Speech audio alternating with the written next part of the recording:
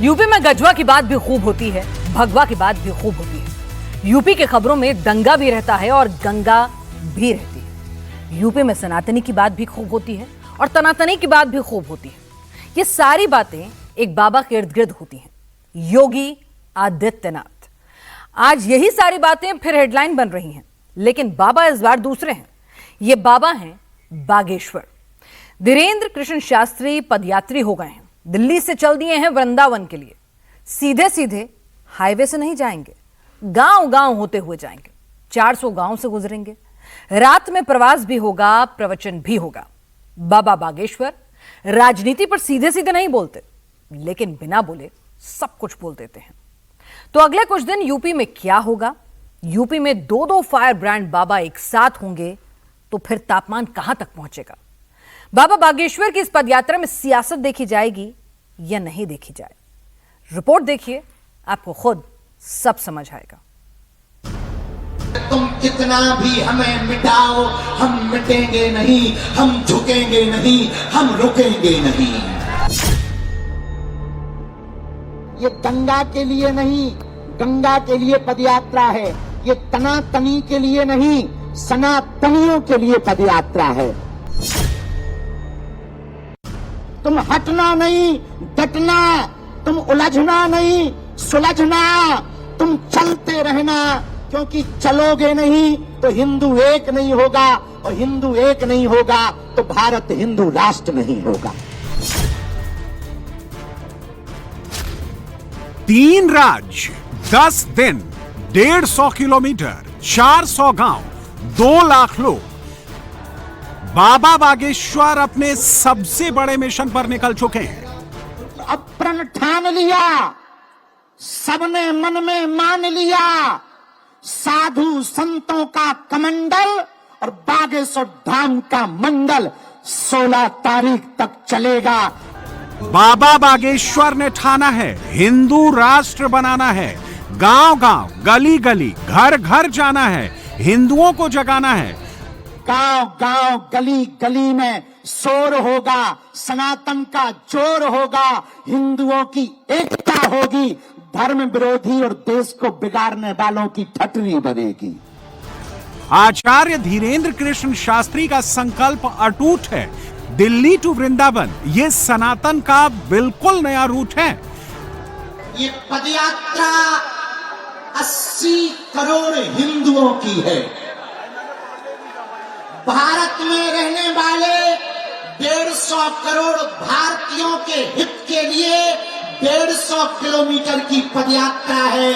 इस देश में रहने वाला प्रत्येक व्यक्ति सनातनी है। जो सनातनी नहीं है वो तनातनी है। जिस पदयात्रा के लिए बाबा बागेश्वर महीनों से तैयारी कर रहे थे, साधु संतों के पास जाकर पदयात्रा को न्योता दे रहे थे, आज वो पदयात्रा शुरू हो गई है। बाबा बागेश्वर तमाम साधु संतों के साथ, समर्थकों के साथ, भक्तों के साथ लाभ लश्कर लेकर वृंदावन धाम की ओर बढ़ चुके हैं। कृष्ण लला हम आएंगे, माखन मिश्री। कृष्ण लला हम आएंगे। दिल्ली के कात्यायनी मंदिर से धीरेन्द्र कृष्ण शास्त्री यानी बागेश्वर बाबा की पद यात्रा निकल चुकी है। देखिए, हजारों लोगों की भीड़ है। ये वो समर्थक हैं जो देश के अलग अलग हिस्सों से बाबा के साथ में पहुंचे हैं। 10 दिन की ये यात्रा दिल्ली से शुरू होकर वृंदावन तक जाएगी। 9 पड़ाव है इसमें, 9 रात्रि विश्राम है इसमें, और उसमें लाखों लोग अलग अलग इलाके से शामिल हुए हैं।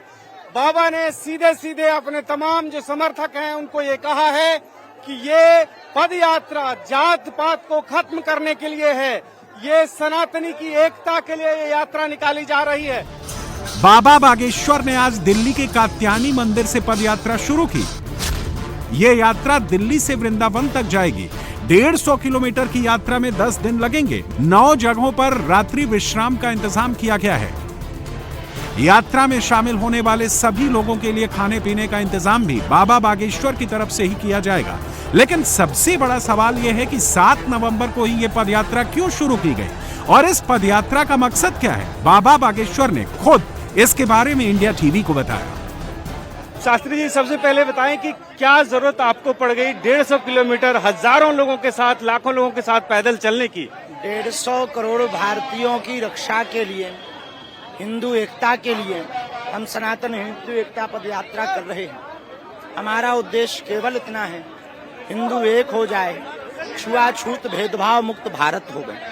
पूरे देश के साधु संत, देश के कोने कोने से लोग इस पद यात्रा में आए हुए हैं। आज का ही दिन क्यों चुना गया है? 7 नवंबर को ही इस यात्रा की शुरुआत कर रहे हैं आप। 10 दिन का वक्त लगेगा वहां पहुंचने में आपको। धर्म सम्राट स्वामी करपात्री जी गौ माता की रक्षा के लिए दिल्ली आए थे 7 नवंबर 1966 को। उन पर और छोटे छोटे बच्चों पर गोलियां चली, उनको स्मरण करते हुए इसलिए हमने आज 7 नवंबर का दिन चुना। सनातन और हिंदू राष्ट्र की आप बात करते हैं, इसके लिए तो सरकार से भी बात की जा सकती है। जन आंदोलन और सड़क पे निकलने की जरूरत क्यों पड़ रही है आपको, एक संत को? हम कागजों पर हिंदू राष्ट्र नहीं, विचारों में हिंदू राष्ट्र चाहते हैं, इसलिए हम सड़कों पर बैठे हैं। बागेश्वर बाबा के सनातन वोट का ये नया रूट है और इसमें हिंदुओं को एकजुट करने के लिए कितनी तैयारी की गई है। ये पदयात्रा 10 दिनों में 3 राज्यों से गुजरेगी, जिसमें 5 करोड़ लोगों को कनेक्ट करने का टारगेट है। उम्मीद है कि 2 लाख से ज्यादा लोग यात्रा में जुड़ेंगे। 15 रथ से 50 से ज्यादा साधु संत सनातन का बिगुल फूकेंगे। 150 किलोमीटर की यात्रा में 400 गांव को कवर किया जाएगा। छुआछूत की करो विदाई, हम सब हिंदू।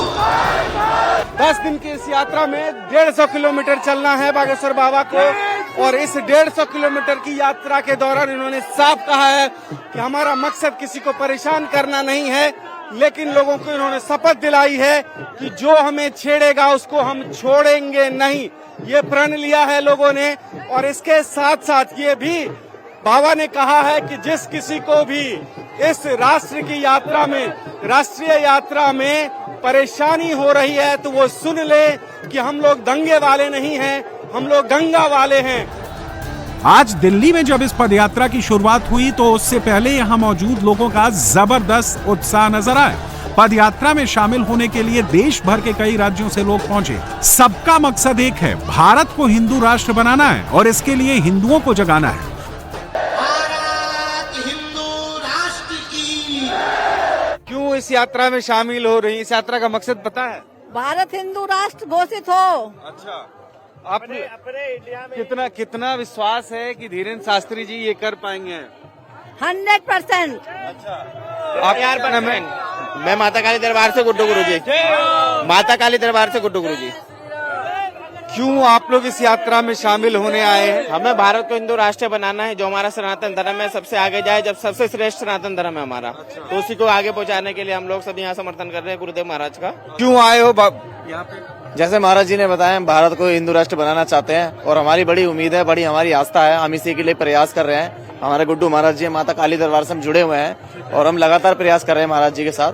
गुड्डू, क्या नाम है आप? मेरा विमल गुप्ता नाम है, संगम बिहार दिल्ली से। अच्छा, भारत हिंदू राष्ट्र हो, हमारा सनातन धर्म। अच्छा, कितना विश्वास है कि जो धीरेन्द्र शास्त्री जी बार बार कहते हैं उस पर विश्वास है कि वो कर लेंगे? 100% विश्वास है, हिंदू राष्ट्र बनेगा देश हमारा। धीरेन्द्र शास्त्री जी के एक आह्वान पे हजारों लोग आ जाते हैं, ऐसा क्या आकर्षण आप लोगों को दिखता है और क्या उम्मीद लगती है वो जो कहते हैं वो पूरा कर पाएंगे? वो भारत को फिर से हिंदू राष्ट्र बनाने की दिशा में कार्य कर रहे हैं और जाति धर्म से ऊपर उठकर हिंदुओं को और सनातन धर्म को एक करके साथ काम कर रहे हैं, इसलिए हम लोग उनके साथ में कदम से कदम मिलाकर साथ चल रहे हैं। मेरा नाम किशन चौहान है और मैं मैनपुरी जिला का रहने वाला हूँ, जहाँ के अखिलेश यादव जी हैं। पर हम एक बात कहना चाहते हैं कि भारत में रहने वाले बच्चे के अंदर अलग जुनून होगा। आज हिंदुत्व की बात वही करेगा जिसके रंगों में अपने पिता का खून होगा। बाबा बागेश्वर ने दिल्ली से वृंदावन के लिए जो पदयात्रा शुरू की है, उससे पहले उन्होंने 7 संकल्प लिए हैं। नंबर 1, भारत को हिंदू राष्ट्र घोषित किया जाए। नंबर 2, गोमाता को राष्ट्रमाता का दर्जा मिले। नंबर 3, श्री कृष्ण जन्मभूमि मंदिर भव्य रूप से निर्मित हो। नंबर 4, ब्रज परिक्षेत्र से मांस मंदिरा पर प्रतिबंध। नंबर 5, यमुना माता का शुद्धिकरण। नंबर 6, अवैध धर्मांतरण और लव जिहाद पर रोक। नंबर 7, जात पात और ऊंच नीच का भेद समाप्त कर सामाजिक समरसता स्थापित हो। लेकिन सबसे बड़ा सवाल ये कि यात्रा के लिए वृंदावन को ही क्यों चुना गया? बाबा का एजेंडा क्लियर है। अयोध्या में भगवान राम का भव्य मंदिर बन गया है। अब बारी मथुरा की।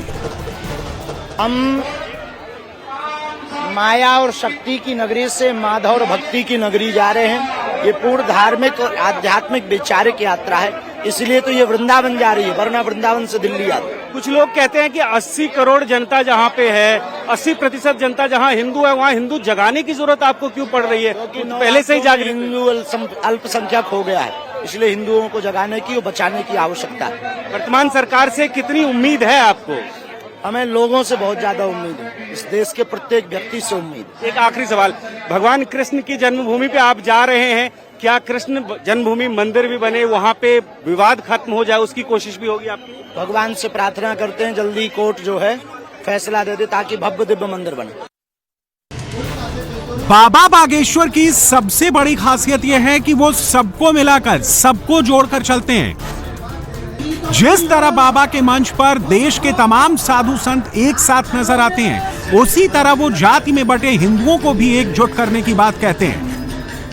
लेकिन फिर भी धीरेंद्र शास्त्री अक्सर विरोधियों के निशाने पर रहते हैं। उनके विरोधी कहते हैं कि बाबा बागेश्वर पदयात्रा करके माहौल खराब करने की कोशिश कर रहे हैं। उनकी पदयात्रा से कुछ होना नहीं है, सिर्फ माहौल बिगड़ना है। बाबा ऐसे लोगों को भी जवाब देते हैं।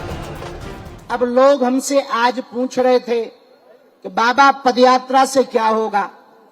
सुनो, एक तो हिंदुओं का डर खत्म होगा, दूसरा हिंदू एक होगा, तीसरा पूरी दुनिया को हिंदुओं की ताकत का पता लगेगा। जब फ्रांस के लोग अपनी सड़कों पर उतरकर फ्रांस को बचाने के लिए सड़कों पर उतर सकते, इंग्लैंड के लोग अपनी देश को बचाने के लिए सड़कों पर उतर सकते, तो हम भारतीय क्यों नहीं अपने भारत को, सनातन को बचाने के लिए सड़कों पर उतर सकते।